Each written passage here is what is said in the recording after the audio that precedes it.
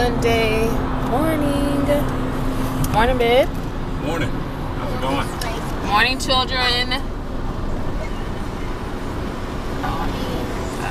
Thanks, Lauren. Whatever. So we are on our way to, I think, something that's going to be eye-opening, perspective-changing. Yes, sweetie. Okay. We're not going to church. It's at a church, but it's called the Compassion Experience, and I actually learned about it on Facebook.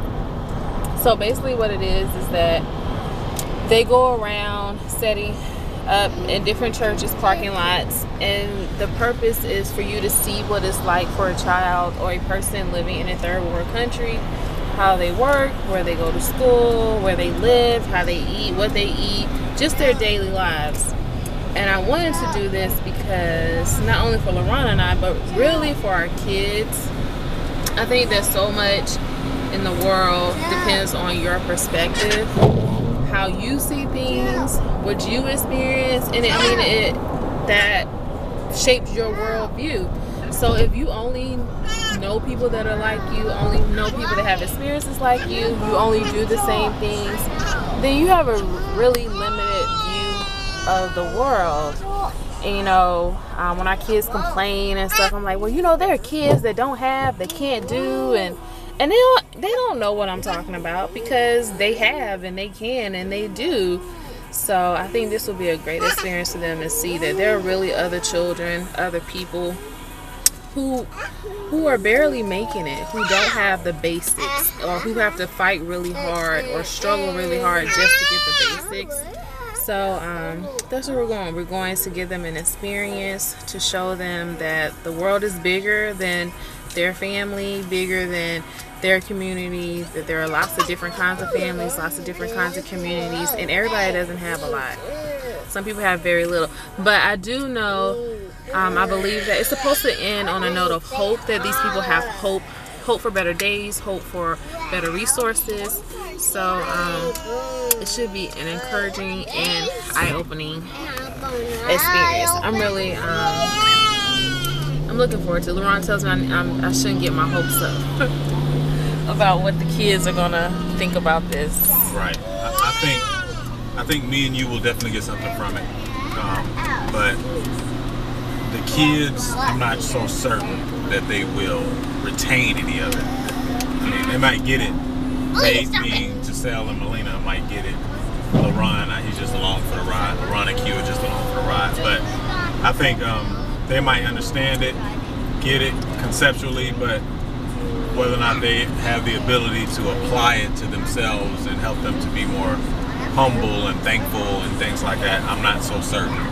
Dominica believes that this may be a life-altering experience, and our children are going to become so appreciative of everything that they have, and breakfast time won't be an issue, and or just that they'll think about people outside themselves. Yeah. I'm not so. You don't have hope, babe? Not so. I do have hope, but I am optimistically concerned. What?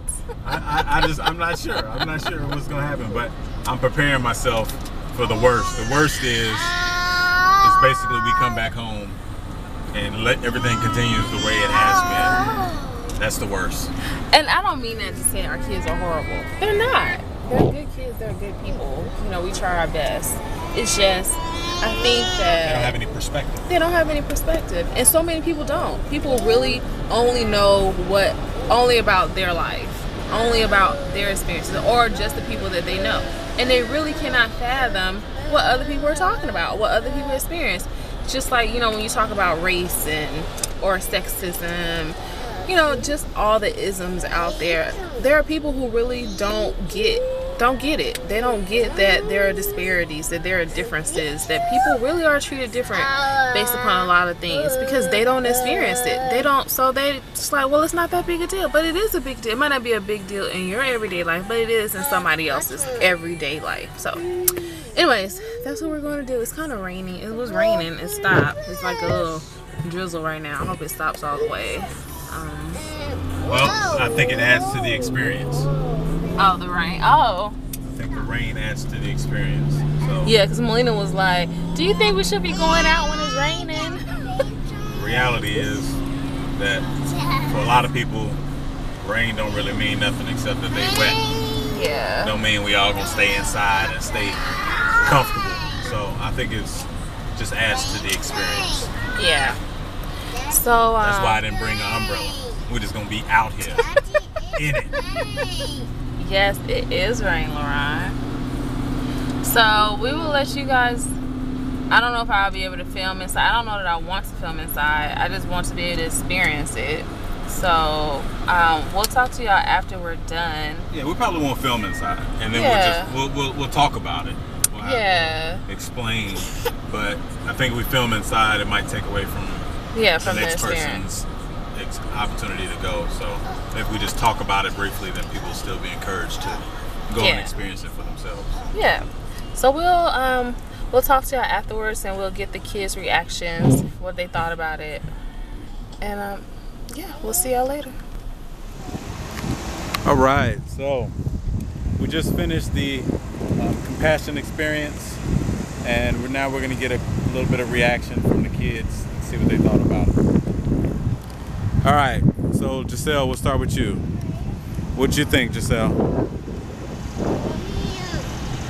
That's it? You don't know?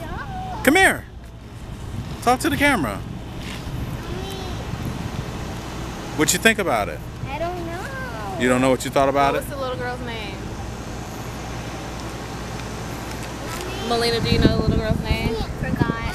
Her name was Yaneli. Yes. What'd you think about Yaneli? You think about it? What'd you think about our house? It was amazing. It was amazing. Did she really live in that tent? No, she didn't live in that tent, but she lived in a house that looked just like that. Like the inside with a little bitty kitchen and a little bitty bedroom. That's what her house looked like. Was that in a long time ago? No, that's No. what kids live today. Like those kids that we were looking at the sponsors, the names on the pictures? thing. Those That's- kids were born the same year as you, Melina. And that's how they live. That's what their rooms look like. So they're the same age as you, and they live just like that. The little girl still alive today? Yeah, Yes. she's a grown woman now. Remember, she's becoming a doctor. Yeah. Yeah. Okay, come here, Lauren. What'd you think? What'd you think about that? You don't know either? Okay. You have nothing to say, Giselle? I'm hot. There, I said something. All right, so Yeah, there you have it. like I said, in the car, optimistically concerned. So we'll talk more about it. Me and Dominique will give our reactions in the car. It's a little more My quiet. feet are This gonna phone's get in the a background. stamp from All right, so we'll talk in the car. Ours. Okay, so our little girl that we heard the story of, her name was Yaneli, and she's from the Dominican Republic. She was born to a single mother. When the father found out the mother was pregnant, he wanted her to have an abortion. She refused, so he left, and she only has her mother's maiden name, and apparently in the Dominican Republic that is a big deal. If a child does not have their father's name, then they are not allowed to finish their education. So they are very poor. The mother works a lot. We got to go, first when we went in was their kitchen, and she talked about how they only have bananas and rice to eat. She showed us like little dolls that she makes out of mud. She usually makes a mommy, a daddy, and a child. She talked about how she really misses her father and doesn't understand why he doesn't love her. I don't know yet. But the hope part comes from the compassion experience. Like, she had a sponsor, a lady named Dorothy, and Dorothy would write her letters and encourage her. And because the water there is so bad, you have to boil it before drinking. Sometimes the people get sick, and she would talk about how her and her mom would have to ride on the bus for hours when she would get sick from the water. And she realized that they need more doctors, so she wants to be a doctor, but she doesn't have her father's last name, so that can be a problem, her not being able to finish school. So Dorothy would write her letters and encourage her that yes, you can be a doctor, you can go to... Oh, you want to tell some other story? No, I'm just saying, if you tell the whole story, then what's the point of people going to watch it? Well, because they would get to experience it. Okay. Anyway, so it ends with a hopeful situation. He doesn't want me to tell the whole story. I don't know. I felt like... I don't know. I've never been in a situation... You know, you see things on TV, but to actually, like, see the little mud dolls, to see how things were laid out, to see... Just to see different... How someone else lives. The cramped spaces. What did you think? I thought it was an experience. It was eye-opening. I felt like how long around? I felt like I think it's still hard to get a full appreciation for their lives, for how they live on a day-to-day basis, because you're really not, you kind of step into their world, but you don't really get a chance to fully experience it. You just kind of see it. You don't have to do anything, so it's not like hands-on. And even if it were hands-on, it's just for a moment in time. So you try to think that moment in time, that 8 to 10, 15 minutes or whatever you had in there, is their lives, and that's what they experience 24/7. And it's hard to have a true appreciation for it. But I thought it was good. It gives you more perspective than what you would normally have for people in third world countries, and or even people just in poor situations, because people always say third world countries, but there are lots of people here in our country that are very poor, that have lots of struggles, who don't eat as well as they should, who don't get a good education, who don't have strong families. So it's not just third world countries, it's here too. That's true. I mean, it's definitely not just third world countries. But I thought it was a really good experience, and did end positively, which was good. Talked about her going through medical school and still pursuing her dreams to be a doctor, and some other good nuggets in there. Some of it was scripturally based, so it was some scriptures on the walls, and there was a Bible there open that you could look through, and a lot of the positive inspirational stuff was related to God and Jesus' love for us. And so I think it was good in that regard too. Good thing to do on a Sunday. So I thought it was all in all a very good experience to have. I would recommend it to everyone. It didn't have the impact that I anticipated. Well, it didn't have the impact that Dominica anticipated for the children. At least not immediately.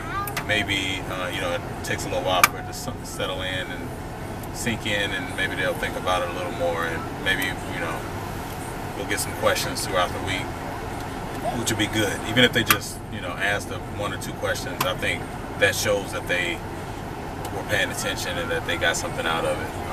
So I think I would be motivated if we just heard just one follow-on question about the experience from one of them. But yeah, I thought it was good. Any other comments? Happy Sunday. Happy Sunday.